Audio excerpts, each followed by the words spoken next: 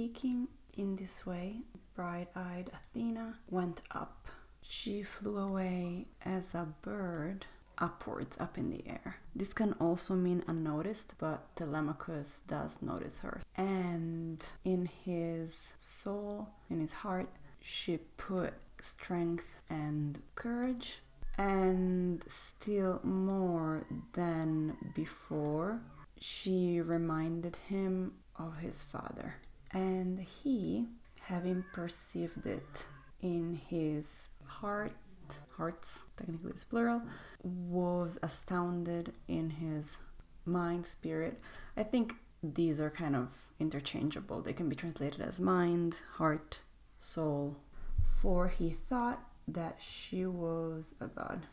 And immediately he, godlike man, don't confuse this means man and this means light, but this one is sometimes contracted as an omega, so sometimes they look exactly the same. In this case it means man. So, and immediately he, a godlike man, approached the suitors, and for them a famous bard was singing, and they in silence sat listening, and he sang the painful return of the Greeks, which Pallas Athena ordained from Troy. And wise Penelope, daughter of Icarus, from upstairs, put in her heart the divine song, and she went down the lofty staircase of her room, from her room, not alone. Together with her, also 2 handmaids followed.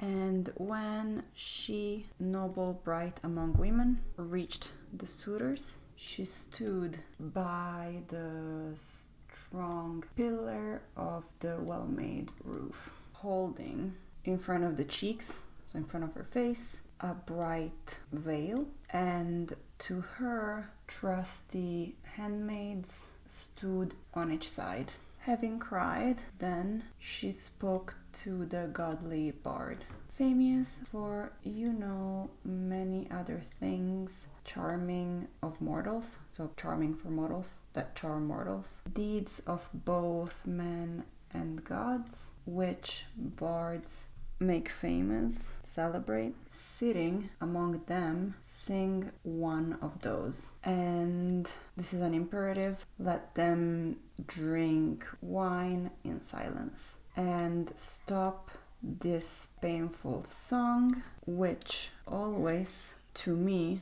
distresses the dear heart in the chest, since an unsufferable pain has come down especially for me. For always remembering, I long for such a head of a man, of whom the fame is broad through Greece and the middle of Argos. And again, wise Telemachus spoke back to her, Mother, why do you bear ill will towards the trusty bard, to delight in whichever way the mind urges him to? Not bards are the cause, or are to blame, but perhaps Zeus is the cause, who gives to men earning a wage, toiling, to each however he wishes to.